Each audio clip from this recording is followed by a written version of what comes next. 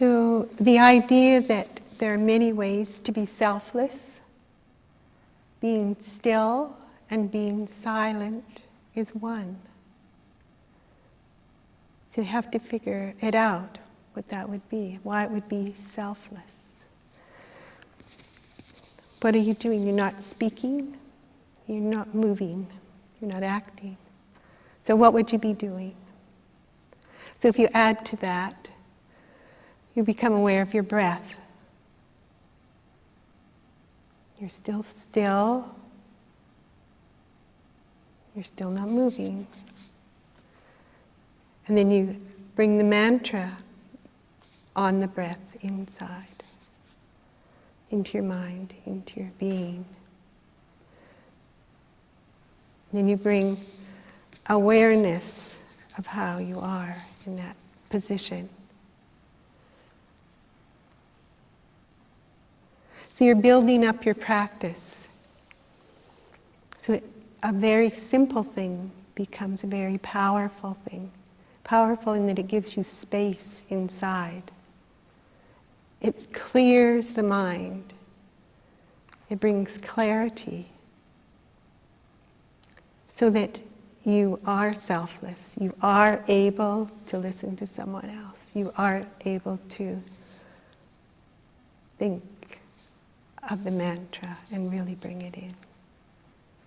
The whole process of doing the practice and of finding your way through is what Kundalini is all about. And Kundalini are the teachings.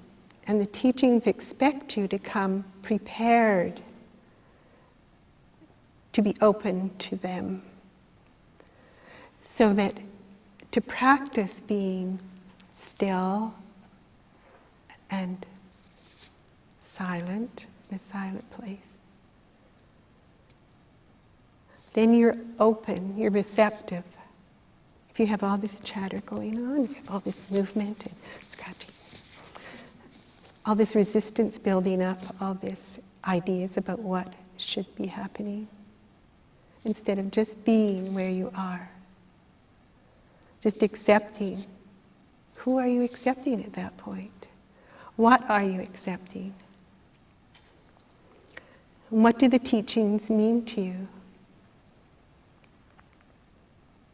Swami Radhananda and many of the teachings say we're sleepwalkers until we come to the teachings, until we open up to them, bring them into our life, and see the illusions and the delusions that we have dissolve, our concepts of who we thought we were.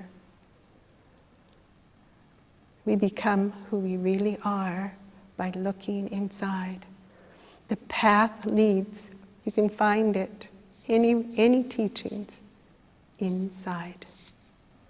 You can go everywhere and then go inside. Because that's where they reside. And each one of us has that ability through reflection and our own experience to gain wisdom. So we get out of the habitual round and round and round, the emotional fits, the fears, the insecurities. And we build an inner core of strength, of knowing. And we live with that. And that's the part about the practices that's really, really important, is that we can practice and we can come to this knowledge and these insights, and they're often very fresh and very exciting. And then we have to live them. And I remember coming to the ashram many times, and then going home to work and to family, to everything that was happening in my life at that point, and having to put it into practice. And that's it. That's what it's all about. And to see then to see that something that is so intangible can be so powerful, that it changes my life and it changes the life around me. And many people experience that, but you have to really go back to your reflections and say, why was I afraid there? Why was I anxious there? Why was I so emotional over something so silly? Is there another way to approach? And to use those practices and the teachings to really sort of like penetrate the fear and the anxiety. Don't just, bypass it and keep building more fears. That's fun too, if you like being emotional and afraid all the time. But it's not what we're here for. We want to become more mature.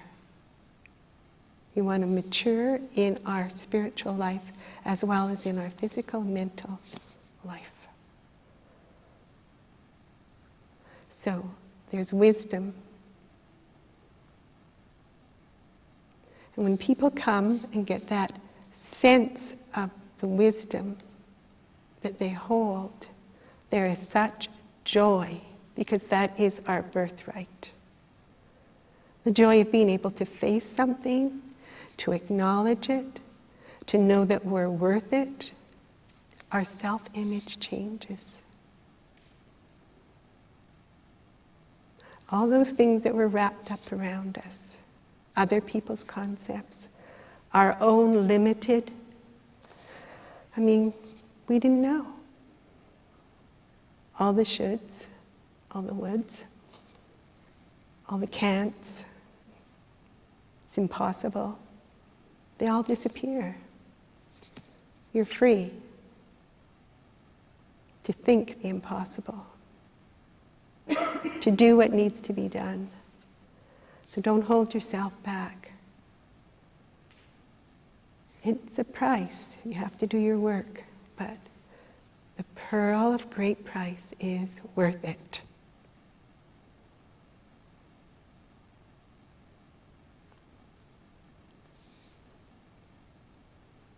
Have no doubt. But find out for yourself. Namaste.